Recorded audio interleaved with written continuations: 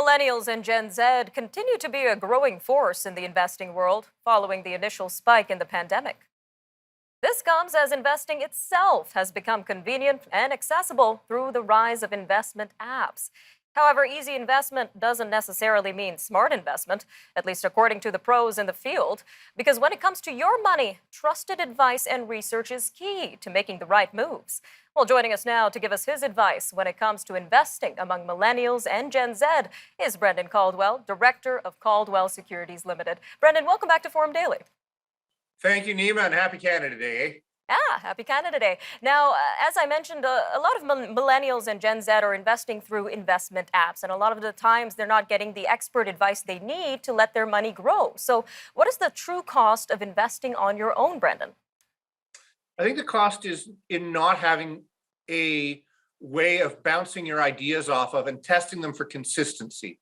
You could be the greatest investor in the world. I don't know that you are, because I think actually the greatest investor in the world currently deals with our firm. But even for him, having some entity that you're working with, some people, a team, an advisor that you're working with, to be able to both generate ideas, bounce ideas off, provide execution services. There's a lot that a firm that provides advice and research can do.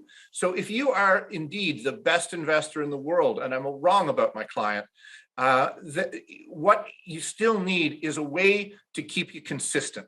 And the lack of consistency, particularly if you're just developing an investment strategy, you don't know what works. But where I've had the most productive conversations with my clients is helping them to see whether something that has worked in the past is consistent with what they're wanting to do in the future. And that conversation is worth more than the few bucks a share that it might cost to actually make the transaction. And on that point, Brendan, you have decades of experience in the finance industry. So from that experience, what is it actually like working in this world? You couldn't have said years. You had to say decades, didn't you, Nima? I love it. It's a wonderful. I just had lunch with one of my friends. He's a good client and a good friend. And his mom and dad, who passed away in their 90s, were good clients and good friends. I gave the eulogy at his dad's funeral. The close bond that I've made, one young fellow joined us from one of those discount firms, and he was amazed because at a discount firm, you're sort of a number. They don't know you, but everyone I go out to meet with one of my clients, I'd have 20, 30-year stories, Nima, about these people. So for me, it's been wonderful because it's been allowed me to be an important part of people's lives for many years, and indeed, yes, decades. Now, when it comes to millennials and Gen Z, they have a lot going on, and a lot of the times they're young students. So how can they balance having a diversified portfolio, watching the markets and the news, all while maintaining grades, jobs, and a social life, Brendan? Is that realistic? Well, I don't think the investing part should, normally speaking, take up more than the social life part. If it is in your teens and 20s, there's something very, very wrong. But at the risk of sounding like a broken record, as though a Gen Z or millennial know what a record looks like a broken record, I would say that the thing that they have that I don't have, because I've got decades of experience, they've got decades of time. And time ultimately is more valuable than money.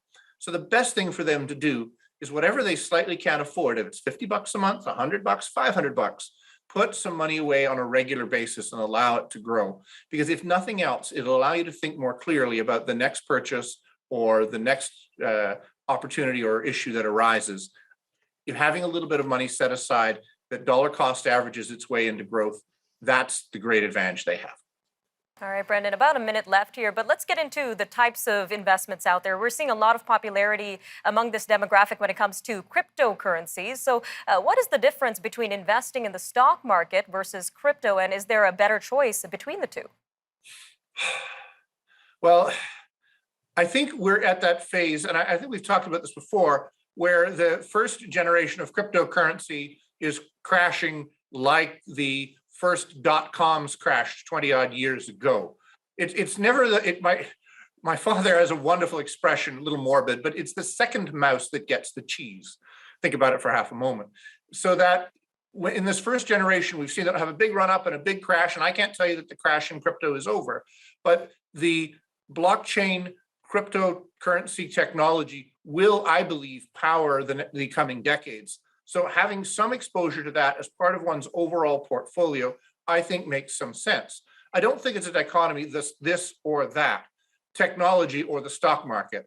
They inevitably, the best ideas become part of the stock market. So I would incorporate something of that into what you own.